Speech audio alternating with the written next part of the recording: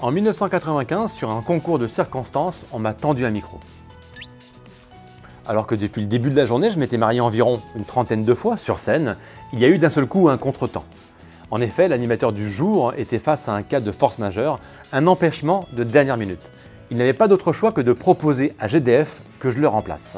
Ah oui, GDF comme Geneviève de Fontenay.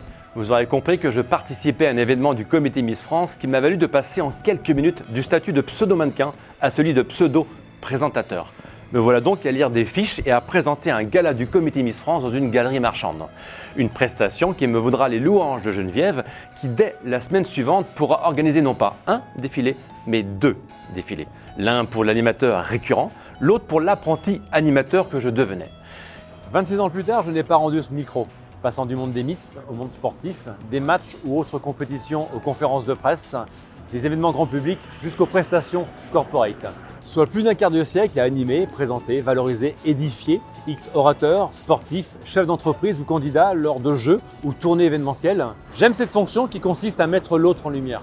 Un peu comme si je préparais la vague du surfeur, mais sans jamais surfer à sa place. Mais cette mise en lumière et cette vague ne peuvent se passer du travail en amont. Un peu comme la métaphore de l'iceberg. Vous savez, ce que vous voyez n'existe que parce que vous ne voyez pas. C'est le travail de l'invisible qui permet au visible d'être.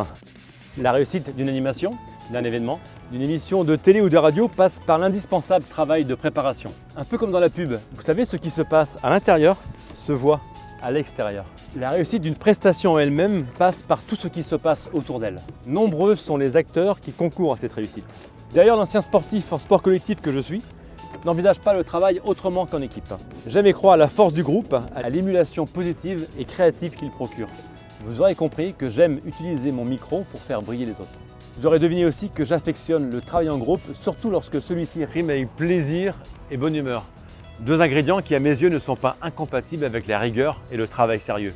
Bien au contraire. Alors, et si on se rencontrait? Et si on faisait équipe? Et si je mettais en lumière votre concept, votre projet, votre pilote, votre événement? Contactez-moi et on en reparle. Ah, au fait, je suis Olivier Bay. Et si vous me cherchez, je ne suis jamais très loin du micro. Sinon, vous avez mon numéro de téléphone, mon email ou mon site internet. Alors à tout de suite, à quand vous voulez, où pouvez, les choses se font toujours lorsqu'elles doivent se faire. Encore faut-il les provoquer, les créer ou tout simplement leur permettre d'exister. Et si on donnait vie à notre rencontre?